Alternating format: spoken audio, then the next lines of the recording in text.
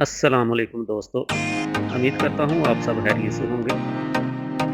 आज हम गल्ला का विज़िट करेंगे, तो मज़ीद वीडियो शुरू होने से पहले आप हमारा चैनल सब्सक्राइब कर लें और बेल के आइकॉन को भी प्रेस कर लें, ताकि हम इस तरह की कोई भी वीडियो लेकर आएँ तो सबसे पहले आप देख सकें।